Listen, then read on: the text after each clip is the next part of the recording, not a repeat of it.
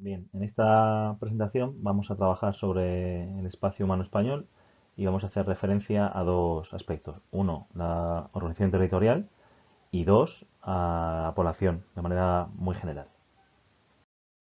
Bueno, pues el primer aspecto vamos a ver va a ser la localización y el tamaño. El tamaño aproximadamente son 505.000 kilómetros cuadrados y bueno, pues la localización, como veis, España pues se localiza al sur de Europa y bueno, pues limita con Francia por los Pirineos, que lo tenemos aquí, y con el norte de África por el estrecho de Gibraltar. Está rodeado del Mediterráneo, el mar Cantábrico y el Océano Atlántico, ¿vale? Y bueno, pues lo componen 50 provincias y dos ciudades autónomas que están en Ceuta y Melilla. Y luego destacamos pues dos grandes conjuntos de islas que son las Baleares y las Islas Canarias.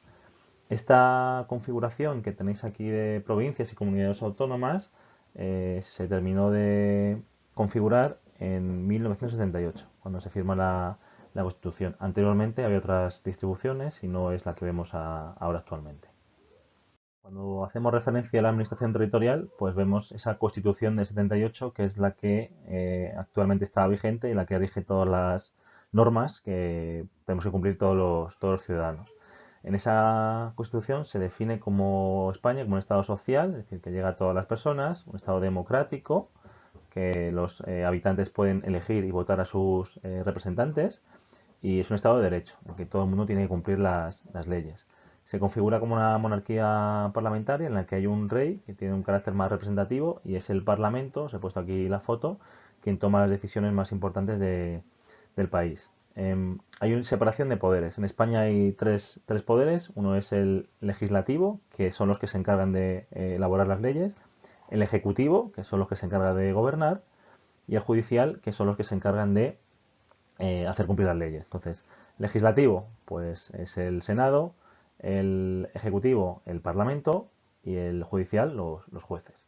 Y por último, definimos este país como tiene una soberanía nacional, es decir, todos los habitantes del país con derecho pueden elegir a sus gobernantes y sufragio universal, que significa que todas las personas que tienen más de 18 años pueden votar, independientemente de su sexo, religión, condición o lo que sea. Anteriormente esto no era así. Este sufragio no era universal, sino censitario. Y solamente se permitía votar a determinadas personas. O por renta, es decir, por capacidad económica, o porque fuera hombre o mujer. O sea, antes a las mujeres no podían votar, solamente los hombres, ¿no? Bueno, pues actualmente en España solo pueden votar en sufragio universal todas las personas mayores, evidentemente que residen en España, em, y da igual su condición económica, social o sexual. Cuando vemos los tipos de administración, pues vamos a diferenciar tres: la central, la autonómica y la local. La central es la que se da en Madrid, donde están las principales instituciones y son donde se deciden los asuntos más importantes que tienen que ver con el país. La autonómica, que son las comunidades autónomas, os recuerdo, hay 17 y dos ciudades autónomas, que son Ceuta y Melilla. Estas autonomías se rigen por un documento que es el Estatuto de Autonomía. Y en ese estatuto pues se rigen las competencias que tiene esa comunidad, sea en educación, en sanidad, lo que sea. Y están gobernadas por un presidente de la comunidad que es el que gobierna esa comunidad autónoma y se rodea de consejeros que le asesoran. A nivel local tenemos las provincias y los municipios. Cada provincia está presidida por el presidente de la Diputación, que es elegido por los alcaldes y se encarga principalmente de asuntos de infraestructuras o de patrimonio. En los municipios, que son territorios, son poblados o varios poblados unidos, pues gobierna un alcalde desde el ayuntamiento, en el que los concejales le ayudan en estas tareas de gobierno de ese municipio. Vamos a trabajar ahora con la población. Como veis en este gráfico tenemos una pirámide de población. ¿Qué es esto? Es un gráfico en el que se representa la distribución de población por sexo y por edades. Como veis en esta columna pues pone 0,4, 5,9, 10, 14, 15, 19 hasta llegar arriba. Y en este lado tenéis lo que son hombres y mujeres. A nivel general podéis ver que en España hay más mujeres que, que hombres, ¿vale? Y esto se debe sobre todo a los estilos de vida. Normalmente las mujeres suelen llegar más a edades más adultas y los hombres suelen morir antes. Es una población envejecida, es decir, hay una gran parte de población que pues tiene una edad alta. Entonces, como veis en la pirámide se ve aquí, esta parte que es la gente joven es estrecha y a partir de aquí, como veis, es mucho más ancha, ¿vale? Y a medida que vamos ascendiendo, aunque es menor, pero sí que es cierto que el volumen de población mayor es mayor que el de población joven. En cuanto a actividades económicas, diremos que la principal actividad económica en la que la población se ocupa es el sector terciario, es decir, todo lo que tiene que ver con comercio, todo lo que tiene que ver con turismo, todo lo que tiene que ver con servicios educativos, sanidad, etcétera. ¿Vale? En España la densidad de población, es decir, el número de habitantes por kilómetro cuadrado son de 92. Vamos a ver que esa distribución varía en función de las comunidades autónomas. Fijaros, en este mapa los colores más rojos pues son donde hay más densidad de población, es decir, más población por kilómetro cuadrado, y los claritos donde menos. Entonces solamente fijaros pues esto. En Madrid, Barcelona, País Vasco, Valencia, algunas regiones de Galicia y de Andalucía, y evidentemente las islas, es donde más población hay. ¿A qué se debe esto? Bueno, pues sobre todo a las oportunidades económicas para que la gente pueda desarrollarse como persona y poder trabajar. ¿Vale? Las principales actividades terciarias se localizan aquí y en el resto, pues lo que va a pasar es que cada vez hay menos población. ¿Por qué? Pues bueno, pues porque hay mucho campo, no hay tantas ciudades, porque las actividades económicas que se desarrollan en esos territorios no pueden ocupar a toda la población y la gente tiene que emigrar, ¿vale? Esas son las principales razones. Cuando vemos los indicadores, fijaros, en España, los países desarrollados tienen todos las mismas características, que es la siguiente. Una baja natalidad y una baja mortalidad. ¿Qué es esto de natalidad? La natalidad es el número de hijos que nacen en un país y la mortalidad es el número de personas que mueren en un país. Bueno, pues al ser ambas bajas, es decir, nacen pocos niños y mueren pocas personas, el crecimiento es muy pequeño. Fijaros, en España la población crece 0,06, es decir, no crece casi nada. ¿Vale? Este dato es 2014. España ha pasado por un régimen antiguo al moderno. Antiguamente, y estoy dando mejor del siglo XVII, siglo XVIII, lo que pasaba era que había una alta natalidad y una alta mortalidad, ¿vale? Pero había más natalidad que mortalidad, entonces la población crecía. A medida que nos vamos acercando al siglo XX, al siglo XXI, como os he comentado, esta tendencia cambia. Y lo que pasa es que la mortalidad baja mucho, pues debido a mejoras sanitarias, etcétera, y la natalidad baja más todavía. Entonces tenemos esa situación de que la población apenas crece, incluso en algunos sitios se pierde población. Fijaros aquí en la tabla a la derecha, los datos. La esperanza de vida en España es de 82 años, es de las más altas del mundo.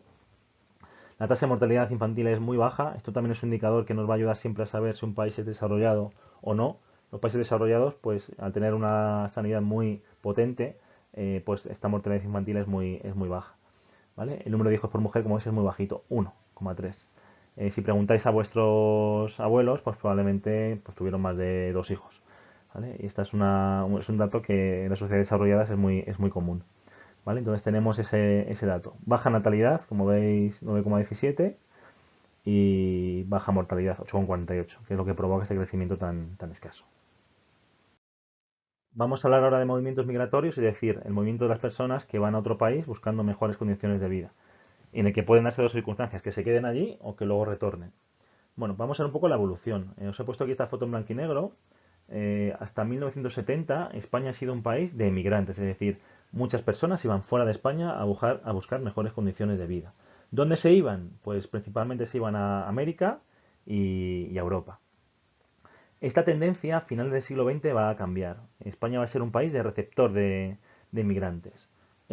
¿Por qué? Pues porque se daban unas condiciones económicas muy buenas y eso va a atraer a población de otros países donde la situación no era tan buena. ¿De dónde van a venir principalmente? Pues de África, de América Latina y de Centro Europa. Y se van a ocupar, os tenéis aquí en la foto, pues en sectores como, bueno, pues puede ser la agricultura o también sector servicios. Otra migración que viene, que no solamente es laboral, es la de jubilados. Hay muchos jubilados de Europa que vienen a España, se retiran allí, atraídos por las condiciones del clima y los bajos precios. Actualmente esta tendencia está cambiando y debido a que las circunstancias en España pues son complicadas, se está dando un movimiento de retorno de estos inmigrantes que vinieron a finales del siglo XX, pues bueno, se están volviendo porque no encuentran oportunidades. Y en España también se da un movimiento de migración hacia afuera, especialmente de población joven que termina las carreras y no encuentra acomodo laboral digno de la titulación que tienen. Entonces, bueno, pues buscan oportunidades en otros países, principalmente europeos o en América. Y vamos a terminar con migraciones interiores. Las migraciones son los movimientos de población dentro de un país. Eh, ¿Dónde va a pasar esto? Pues se va a producir de los espacios rurales, es decir, del campo a la ciudad. ¿Por qué pasa esto? Porque en el campo apenas hay oportunidades de trabajo y la gente se va a las ciudades para poder encontrar acomodo. Ese movimiento del campo a la ciudad se llama éxodo rural. Y bueno, como os he puesto aquí en la foto, a veces ese crecimiento tan rápido de las ciudades provoca que se creen barrios marginales porque no tienen casas donde vivir o porque la gente que emigra pues no tiene dinero para comprarse una casa y vive como puede, ¿no? Bueno, esto a veces genera problemas de marginalidad. Y por último, vamos a ver lo que sería el crecimiento real. ¿Qué es lo que está pasando ahora? Bueno, pues actualmente en España hay un saldo negativo. Fijaros en la evolución, ¿vale? Va hacia arriba, hacia arriba, hacia arriba, hacia arriba y empieza a bajar. ¿Por qué está pasando esto? Como decía, bueno, pues ese envejecimiento que tiene la población está provocando un repunte de la mortalidad. ¿Qué voy a contar ahora actualmente con la situación que tenemos del COVID-19? Que la mortalidad seguramente este año pues ha aumentado mucho, está aumentando mucho y eso tendrá consecuencias también en la población de España que se va a ver reducida importantemente. Esta pérdida de población es desigual por comunidades autónomas. No en todas las poblaciones se pierde. ¿Vale? En el mapa que tenéis aquí arriba, como veis, las que están en verde son las regiones, las comunidades que aumentan su población y las que están en roja las que pierden. Entonces, como veis, esta zona de costa del Mediterráneo, pues principalmente gana población. Pues aquí tenemos Cantabria, País Vasco, Navarra, Aragón, bueno, Zaragoza en concreto, Guadalajara, Madrid, Toledo. Son regiones que aumentan su población porque viene gente de fuera a vivir ahí, hay buenas condiciones. Y las zonas de interior, pues Castilla-León, Extremadura y parte de Castilla-La Mancha, pues están perdiendo población. Bueno, pues espero que os resulte de utilidad esta presentación y nada, pues muchas gracias.